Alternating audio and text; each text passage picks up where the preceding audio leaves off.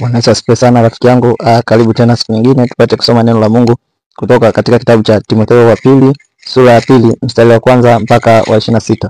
Neno la Mungu linasema, basi wewe mwanangu uwe hodari katika neema iliyo katika Kristo Yesu, na mambo yale uliyoyasikia kwangu mbele ya mashahidi wengi, hayo uwakabidhi watu waaminifu watakaofaa kuwafundisha na wengine. Ushiriki taabu pamoja nami kama askari mwema wa Kristo Yesu. Hakuna apigaye vita ajitiaye katika shughuli za dunia, ili ampendeze yeye aliyemwandika awe askari. Hata mtu akishindana katika machezo hapewi taji asiposhindana kwa halali.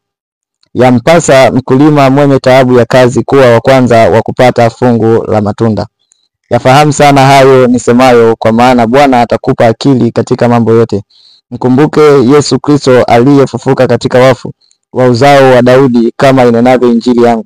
Nami katika hiyo nimeteswa hata kufungwa kama mtenda mabaya, lakini neno la Mungu halifungwi. Kwa ajili ya hilo nastahimili mambo yote kwa ajili ya wateule, ili wao nao wapate wokovu ulio katika Kristo Yesu pamoja na utukufu wa milele.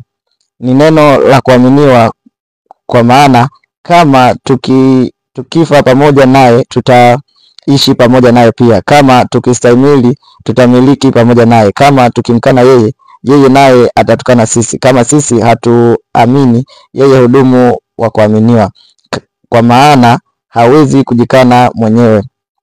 Wakumbushe mambo hayo ukiwaonya machoni pa Mungu. Wasiwe na mashindano ya maneno ambayo hayana faida, bali huwaharibu wasikiao. Jitahidi kujionyesha kuwa umekubaliwa na Mungu, mtendakazi asiye na sababu ya kutahayari, ukitumia kwa halali neno la kweli. Jiepushe na maneno yasiyo na maana ambayo si ya dini, kwa kuwa wataendelea zaidi katika maovu, na neno lao litaenea kama donda ndugu. Miongoni mwao hao wamo Himenayo na Fileto, walioikosa ile kweli, wakisema ya kwamba kiama imekwisha kuwapo, hata kuipindua imani ya watu kadha wa kadha. Lakini msingi wa Mungu ulio imara umesimama, wenye muhuri hii: Bwana awajua walio wake, na tena kila litajaye jina la Bwana na auache uovu. Basi katika nyumba kubwa havimo vyombo vya dhahabu na fedha tu, bali na vya mti na vya udongo, vingine vina heshima, vingine havina. Basi ikiwa mtu amejitakasa kwa kujitenga na hao, atakuwa chombo cha kupata heshima, kilichosafishwa, kimfaacho Bwana, kimetengenezwa kwa kila kazi iliyo njema. Lakini zikimbie tamaa za ujanani, ukafuate haki na imani na upendo na amani, pamoja na wale wamwitao Bwana kwa moyo safi.